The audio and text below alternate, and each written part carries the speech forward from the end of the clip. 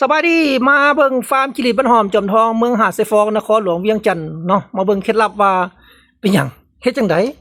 ฟาร์มจิริตบ้านหอมจอมทองของเฮาจึงสามารถเลี้ยงจิริตแบบแน่นเนาะแน่นแบบนี้เนาะ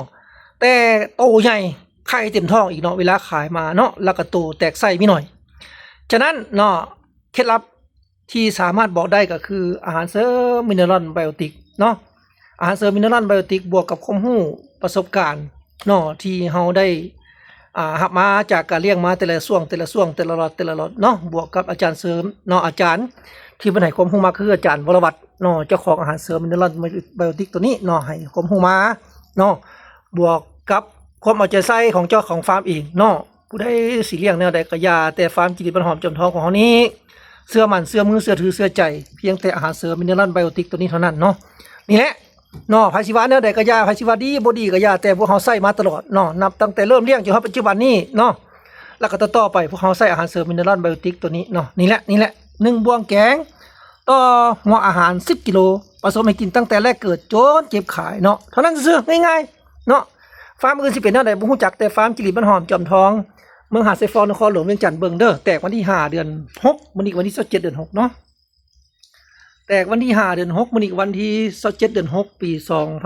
2026นี่ตัวนี้แหละเนาะนี่เนาะนี่แน่นปึกเนาะแน่นทั้ง2คอกเลยมีแต่2คอกรอบนี้เนาะ2คอกรอบนี้2คอกเนาะมีแต่2คอกเท่านั้นรอบนี้เลยเนาะรอบนี้มี2คอกเนาะโอ้ยขยายฟาร์มบ่ทันรอบนี้มี2คอกเนาะดำปื้อแบบนี้มันฟาร์มจิริตบ้านหอมจอมทองเนาะขอบใจอาจารย์วรวัฒน์ขอบใจอาหารเสริมมิเนอรัลไบโอติกเนาะท่านใดอยากได้ไปลองใช้ก็ติดต่อมาได้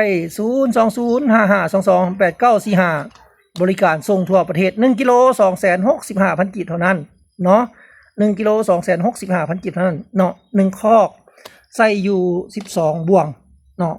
ตั้งแต่แรกเกิดจนขายใส่อยู่12บ่วงแกงเท่านั้นเนาะไล่ไปก็ขีดปลายนี่แหละเนาะขีดปลายเนาะคิดเป็นเงินก็20ปลายพันกีบต่อคอกอาหารเสริมของเฮาบ่แพงเนาะบ่ได้ฮอดกิโลนึงของกิริซ้ำเนาะแล้วก็เอาไปลองใส่บังเด้อสำหรับข้าพเจ้าแล้วมั่นใจเสื้อมือเสื้อถือเสื้อใจแล้วก็มิเนอรัลไบโอติกขอบใจ